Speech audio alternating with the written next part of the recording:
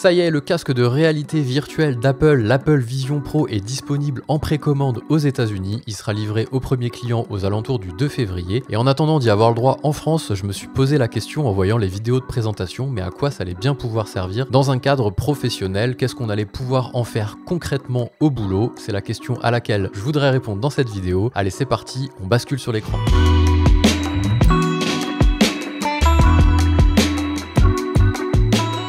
Voilà, j'ai relevé plusieurs cas d'usage que je voudrais aborder dans cette vidéo. Il y en a 4 précisément: l'espace de travail, l'environnement en immersion, les visios spatiales et les spatiales persona, l'avatar IA. Donc en fait, déjà la première chose, c'est l'espace de travail. Je vais vous dérouler la vidéo en même temps que je parle, mais en fait, vous avez certainement un espace de travail avec plusieurs écrans. Vous vous êtes certainement organisé au bureau, un setup, on peut appeler ça un peu comme on veut, multi-écran, votre clavier, votre souris, vous êtes bien installé, vous êtes au propre pour travailler dans de bonnes conditions.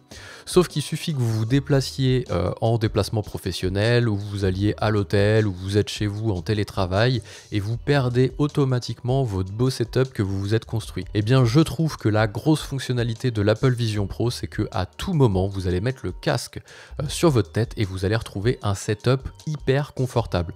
Là, on le voit, il a l'équivalent de 3 fenêtres, puisqu'on voit qu'il a ses messages à gauche ici, il a Safari au milieu et les mails iCloud ici à droite. Donc en fait, il a l'équivalent d'un bureau avec 3 écrans et des écrans avec une taille tout simplement incroyable. Je vous laisse regarder. Ce qui est intéressant aussi de voir, c'est que un passage à un moment dans la vidéo, on voit qu'il a un espèce de clavier virtuel ici.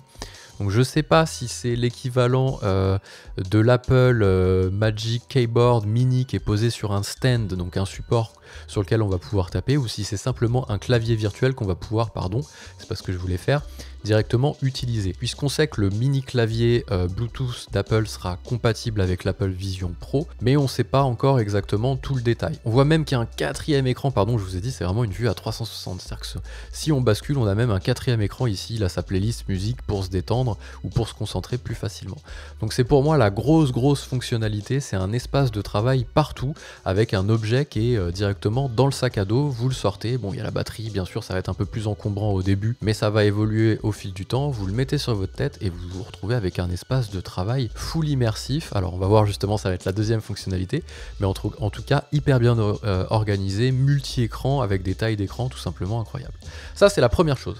La deuxième chose justement, c'est le travail en immersion, puisqu'on va pouvoir régler avec la petite molette de faire réduire en fait la réalité au profit en fait d'un environnement. Donc en fait, vous le savez peut-être si vous avez suivi l'Apple Vision Pro, c'est qu'à l'intérieur de votre casque, lorsque vous le mettez, il y a des petites caméras qui filment en dessous et qui vous reprojettent en vidéo ce qui vous entoure dans votre monde réel en fait. Et ça, vous allez pouvoir le faire disparaître, donc vous allez pouvoir enlever et baisser en fait l'intensité de la réalité pour passer dans du virtuel. C'est ce qu'ils appellent la fonctionnalité environnement. Avec la petite molette, vous baissez, ça vous enlève en fait votre pièce dans laquelle vous êtes, et là vous vous retrouvez par exemple au bord d'un lac, en montagne, avec une petite forêt de pins à côté, et là vous allez pouvoir par exemple lancer l'équivalent de votre bureau virtuel. J'imagine qu'on peut rendre les deux compatibles, je l'espère en tout cas. Donc vous allez pouvoir reprendre vos fenêtres que vous aviez eues juste au-dessus, directement dans cet espace de travail. Et vous allez me dire, mais à quoi ça sert ton truc ? Ben en fait, si vous êtes dans un open space, vous savez que c'est parfois difficile de se concentrer lorsqu'on est dans un open space. Vous allez pouvoir avoir un collègue qui fait l'idiot juste en face, des gens qui parlent fort, quelqu'un qui lance une visio. Vous vous mettez votre casque, vous vous mettez en environnement travail en immersion et vous allez pouvoir vous concentrer sans être dérangé, vous serez en immersion. Et en plus, en bonus, on sait qu'il y a les AirPods Pro qui sont compatibles avec le casque. Alors par défaut, il y a des écouteurs à l'intérieur du casque qui vont projeter en fait un audio qui a priori ne sera pas entendu par les gens qui sont autour et pour vous qui sera l'équivalent d'un audio spatial. Mais si vous voulez encore plus être coupé de la réalité, vous mettez les AirPods Pro et là vous avez votre environnement virtuel, votre espace de travail, personne qui vous dérange avec la réduction de bruit et vous pouvez vous faire un tunnel de concentration d'1 heure, d'1 heure et demie. Je trouve que c'est hyper intéressant, il faudra juste vérifier, je le disais dans le point numéro 1, la fatigue oculaire que ça provoque, parce que vous regardez une vidéo qui est à littéralement 5 cm de vos yeux, donc il faudra voir si ça provoque pas une fatigue trop importante, et si l'ergonomie de navigation est aussi pratique que si vous aviez un ordi devant les yeux. On sait qu'on pourra lancer une recopie d'écran de son Mac, on sait qu'on pourra utiliser des claviers. Il parle pas de souris, mais il parle du trackpad, donc à voir ce que ça fera, parce qu'à mon avis, il n'y aura pas de curseur de souris qui se baladera sur les écrans. On verra quand les casques vont commencer à arriver. Pour le moment, c'est juste des vidéos officielles qu'on a de la part d'Apple, donc c'est loin d'être objectif. Alors en tout cas, c'est pas, on n'a pas poussé le casque dans ses retranchements dans un monde professionnel, donc on verra quand il y aura les premiers tests qui sortiront. Ça va être hyper intéressant de voir ça. Les visios, on passe nos journées en visio, si on a un travail qui s'y prête, bien entendu. Enfin, je sais pas combien on fait de visio par jour chez BLC ou même, voilà, peu importe, dans n'importe quelle entreprise, que ce soit au commerce, entre collègues, et bien désormais on va pouvoir utiliser les visios spatiales. Donc c'est pareil, vous allez être en immersion dans vos visios, puisque vous allez pouvoir avoir le partage d'écran sur la gauche, vos interlocuteurs sur la droite, vous balader à l'intérieur de la visio pour avoir un peu plus d'informations. Ça vous permet aussi d'être debout lorsque vous travaillez sans pour autant être tout le temps assis, donc ça permet aussi de bouger dans une logique de bien-être et de santé, bien entendu. Donc à vérifier aussi toute cette partie-là, si ce sera aussi pratique en vidéo qu'en réel. En général avec Apple, il n'y a pas vraiment d'effet d'annonce sur lesquels on est déçu. Ça peut arriver, mais avec Apple c'est quand même assez rare, donc il faudra juste vérifier que c'est bien pratique à utiliser cette partie-là. Je sais pas si on voit bien, j'aurais peut-être dû mettre en grand, bon vous arrivez quand même à voir le principe ici. Et vous me dites, ok c'est bien beau, là vous êtes en visio avec 3 personnes, mais eux qu'est-ce qu'ils voient? Parce que si vous êtes avec le casque et que vous n'avez pas de webcam devant vous, ils vont voir quoi? Ils vont pas voir une espèce d'image, une photo de profil, où vous n'avez pas votre caméra d'activer. Et c'est là que je trouve que c'est intéressant, c'est qu'on passe en fait sur ce qu'ils appellent le Spatial Persona, l'avatar IA. En fait, si vous faites une visio avec quelqu'un qui a un casque, ici, voilà, cette personne a un casque, et donc elle est connectée. Là vous avez comme si vous aviez 2 personnes avec l'Apple Vision Pro, vous avez la personne ici qui reçoit l'appel et l'interlocutrice là. Et en fait ce n'est pas elle directement puisqu'elle a un casque sur la tête et on n'a pas de webcam qui vient filmer son casque. On s'est dit mais comment ils allaient faire ça? En fait vous avez un avatar, un petit peu comme on l'a vu dans HeyGen.